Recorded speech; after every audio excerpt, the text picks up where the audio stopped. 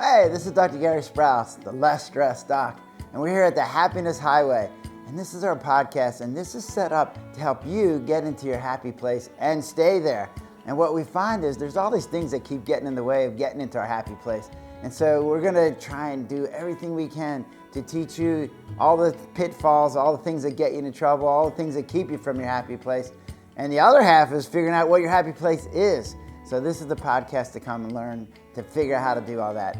And I'm here with my wife, Terry. Hey. Good morning. Drive on Happiness Highway. We just got back. We had the luxury of going to New Zealand and Australia on a cruise. It was awesome. And I got to be a Maori chief, right? So now my wife, she has to talk to me as a chief now. Right. So later on in the show, I'm going to do my haka dance. So today's guest is Kelvin Abrams. Kelvin, welcome. Thank you for having me. My friend introduced us and said, he's got this business and that business and that. I'm like, wait, what? I'm going to let him figure it out. Tell me what all business that you're involved in. Yes, sir. First of all, I've gone to New Zealand. What a beautiful country. Let me tell you. I wasn't named chief. I wonder how you got that. Yeah. Oh, I wait. volunteered She has to tell you the story. Wait, we're going to this Maori ritual. The lady said on our bus tour, tour she's guide. like, okay, one of you has to be the chief and has to be a guy. And she goes, any volunteers? And of course, nobody looks up. And she goes, okay, is there any voluntold? So I'm sitting here reading something, and she goes, well, here, do it. She goes, and I'm like, oh, so now I'm the chief. They're going to teach us how to do this Maori dance, right? So they bring up the guys, and we're doing this warrior dance. It's called the haka dance, right? So there's like 15 old guys. I'm the chief. So the guy showed us the moves. He goes, this is a warrior dance. He goes, it works better if you take your shirt off. And I'm like, what? So I'm like, sure. So I take my shirt off, which then meant all the other 15 guys had to take their shirt off too. Because he was the chief. Because I'm the chief, right? So now you got 15 old flabby white guys doing this warrior dance. And you go, ha, ha, ah, right? Yeah, that's it. Not very intimidating, but whatever. That's so funny. I wish I could have been there. Oh, yeah. Well, she has it on video, unfortunately. So somewhere along the line will probably get posted somewhere. So back to you, Kelvin. Tell us about your businesses. So I have several businesses here in Western Howard County, Maryland. I started 16 years ago with a business called Tiki's Playhouse, and that's where I'm sitting right here. It's something that I wanted to do when I was back in college. I went to college at Rutgers University, New Brunswick, New Jersey. It's something that I started back then, and when I got out of college, life got in the way, work got in the way, and finally I started my business because I lost my dog named Tiki, and Tiki came from the fact that I'm a New York Giants football fan, so all my dogs have been named after football players. So Tiki was named after Tiki Barber, of course, and so Tiki's Playhouse started once I lost my dog Tiki. It hit me really hard. And I kind of wanted to just do the business. And, I got tired of work and the BS with work and the stress. I was working with the government. You know what that means. So a lot of political BS, etc. So I started Tiki's Playhouse, and then it slowly evolved. I started a doggy ice cream truck, the first one in Maryland, sold that, and then I started K9 and Coffee. So K9 and Coffee is a unique dog-themed coffee shop. 2 years ago, we got our liquor license. So now it's coffee in the morning, bourbon at night. So I have about 105 different bourbons. I'm a bourbon whiskey guy. And then the other business I have is a gym. It's called American Fitness Express. I purchased that. It was just an opportunity. Purchased that in 2018. So it was an opportunity that presented itself. I wasn't necessarily ready or thought I would ever buy a gym or own a gym. But like they say, when opportunity comes knocking, you have to be ready. And I was ready, and I took advantage of that. And then the last business venture I have is I wrote a book. I'm an author like yourself, Dr. Gary. I'm an author, and I'm working on my second book, actually. The first book came out. It's called Get Uncomfortable or Change Course, Understanding What It Takes to Be an Entrepreneur. And then the second book, I haven't really come up with a title yet, so I don't want to really disclose too much information, but it'll be out probably later this year or early next year. Wait, what does Tiki's Playhouse do? Tiki's Playhouse, we're a doggy daycare boarding facility. So we have about an acre of land where we do, most of our stuff is outside. So most of our daycare is outside. And then we do boarding here as well. And then the coffee shop, K9 and Coffee, on the weekends, we offer what's called a playground.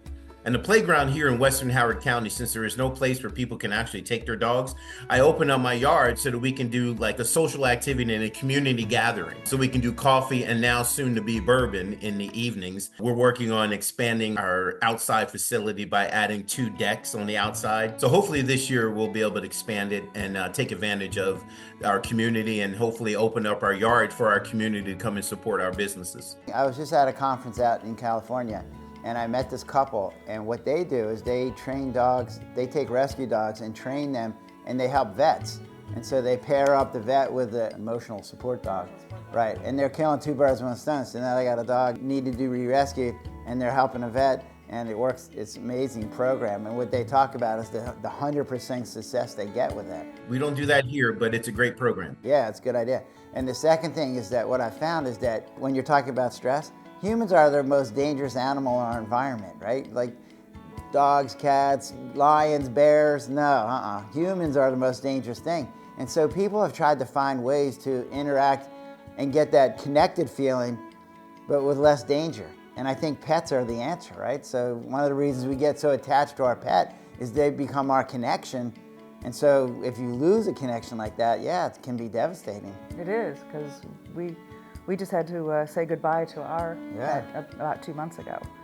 Oh, yeah, it's tough. You know, I wake up in the middle of the night going, okay, I need to use the restroom. I need to make sure I know where the dog is so I don't step on her. Oh, that's right, she's not here anymore. That's always the hardest part. You know, we all love our dogs, but the hardest part is when you have to put him down. And boy, I've been there several times, and each time I'm like, I'm not going to get another dog. I'm not going to get another dog. But then it just tears at your heart, and you're like, I want another dog. And so you put yourself through the same aggravation 10, 12 years later. That's how we got this dog. It was like, we had a dog, and for a year we didn't have one. And I came home one day and my wife was in tears, sobbing. And I'm like, okay, not sure what's going on here.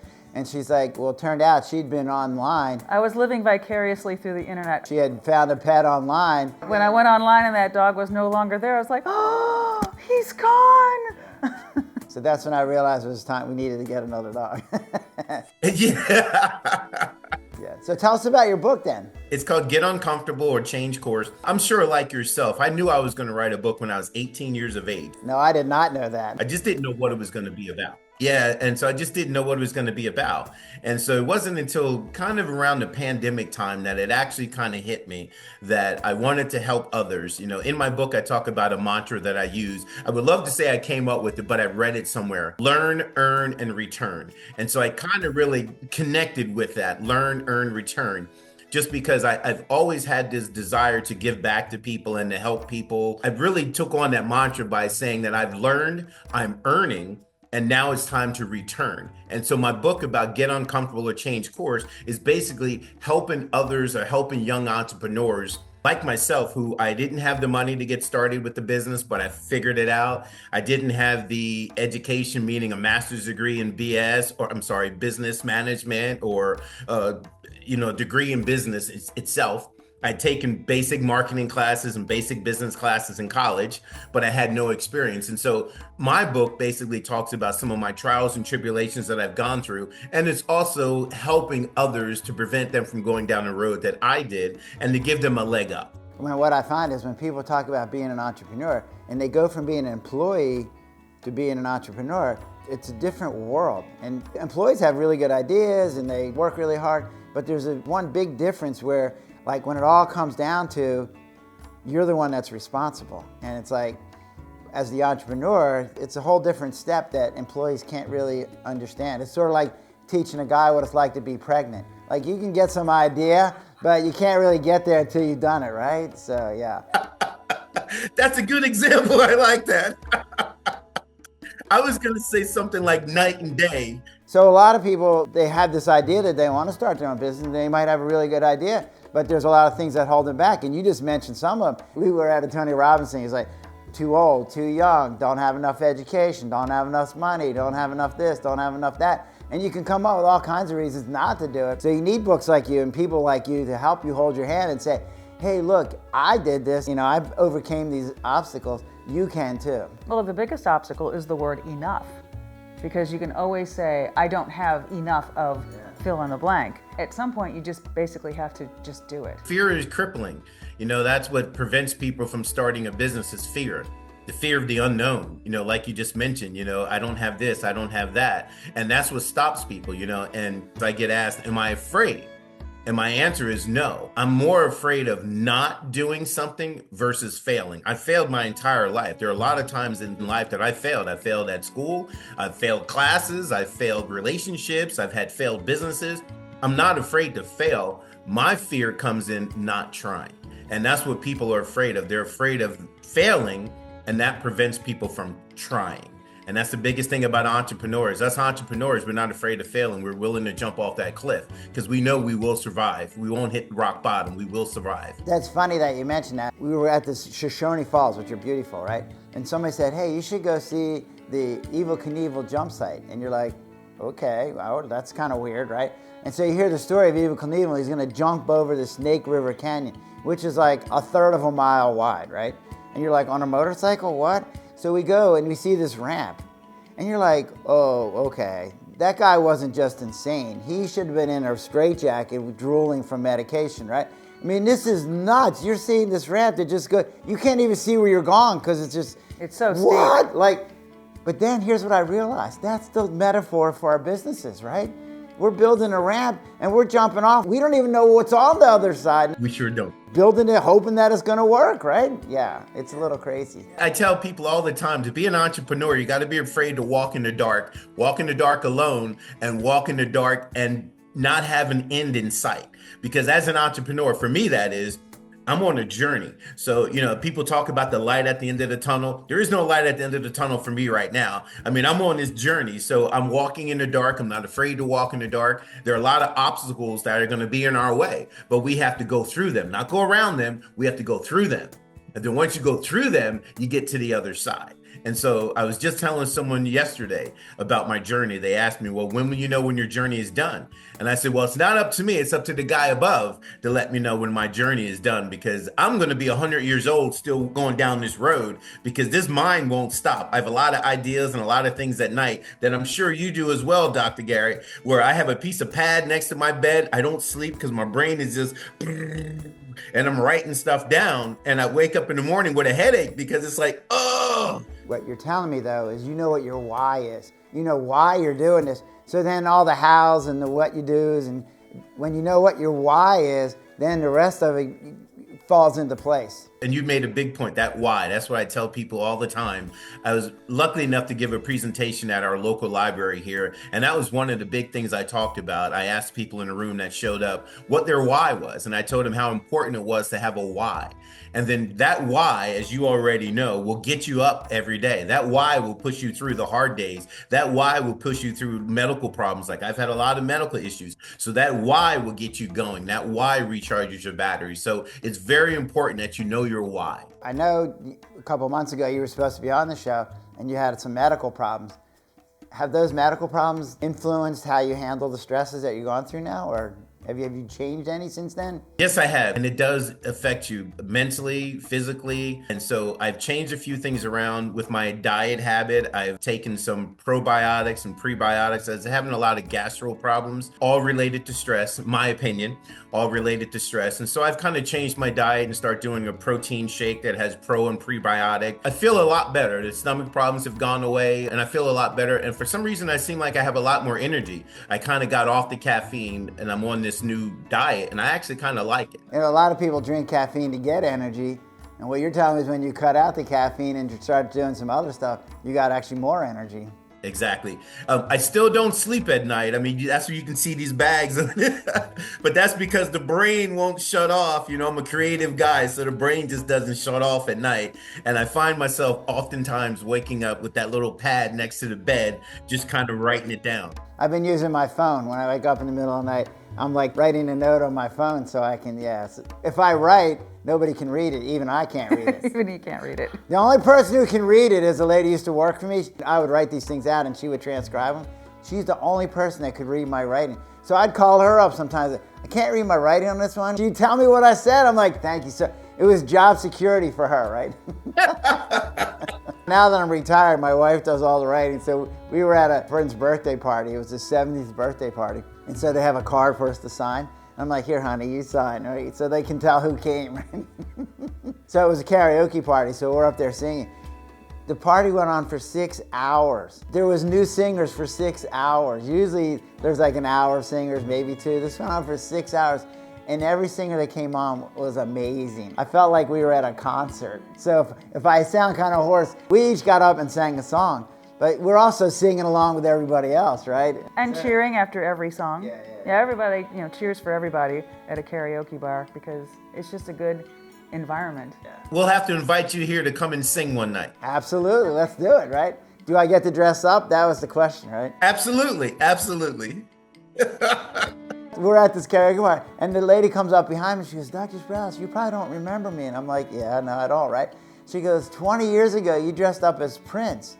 And I came that day, and I was with my daughter, and she met a guy there, and they got married. And I'm like, what? Yeah, so here I was, changing lives when they didn't even know. Yeah. Dressing up as Prince, the purple goddess. Had this long purple jacket on. It went down to my calves. I had purple suede boots on. It was good stuff, right? Yeah. God rest his soul.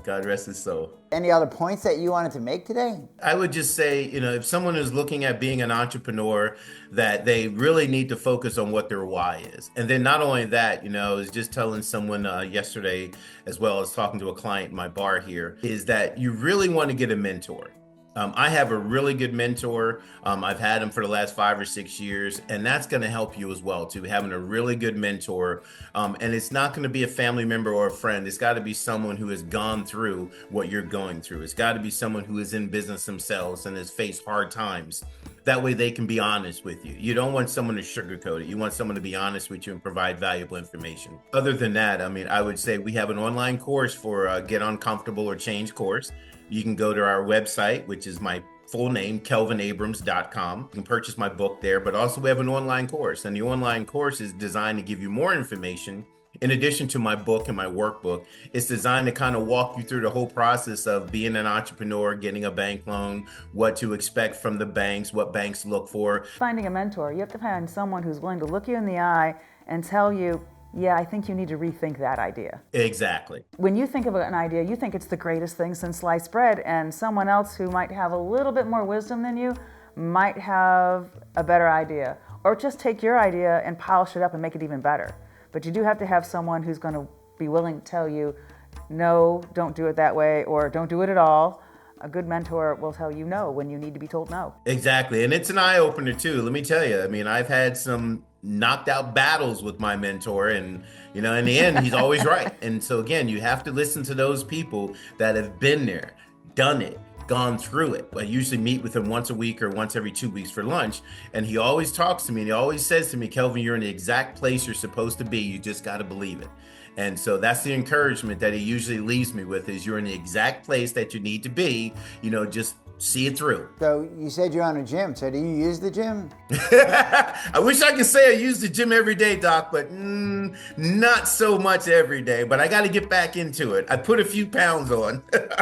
Yesterday I had to do something with some legal thing. Literally, I could feel my body vibrating. It was like shaking, right? We had to do a meeting. And I'm like, no, I got to get on my treadmill. And it was amazing. And I got on the treadmill for like a half an hour. When I got done, I was tired, but I was like, oh. What I find is when you're anxious and worried and nervous, you got all this adrenaline build up and there's no place for it to go. So when I gave it some place to go, not only was I healthier from jogging, but I also got rid of some of that overflow energy. So it was really nice. So I don't know, if you don't do that, you should think about it. Yeah, I should think about it. I put some weight on. I'll get back into it. That's my New Year's resolution. I usually decrease stress by playing with my dogs. I have 2 Weimaraners, so I like to spend time with my dogs. I'll play with my dogs. When I'm in a bar at night, I kind of like to de-stress by laughing and hanging out with the clients and joking with the clients. So I have other ways of de-stressing, and I like to barbecue. So I like to barbecue and cook. And so these things kind of provide a little bit of a work-life balance, if you will. But I absolutely agree with you. I need to focus more on my health. And as we get older, we definitely need to focus more on our health. So I'm going to write my prescription as the doctor. Here it is. Get back to your gym, right? Yes, sir. So it's been really nice having you on the show. It's great having you here. It's nice to hear somebody who's been there, done that, gotten through it. figured out their why. As you say, it gives you that purpose in life. So then all the other pieces can fall into place. So thank you for being on the show. No problem. Thank you, Dr. Gary. I appreciate it. So I want to thank you guys for listening to the Happiness Highway podcast. Like us, share us, tell other people about the show. We're here to help you have less stress. If you have some specific questions, just email me at lessstressdoc@gmail.com. Or you get on our website at thelessstressdoc.com and come back next time and with my wife Terry and our next guest, and we'll have another good time. I'll see you later. Kelvin, thanks so much for being here. It's been great having you. Thank you, Dr. Gary. I appreciate it. Drive on, happiness highway.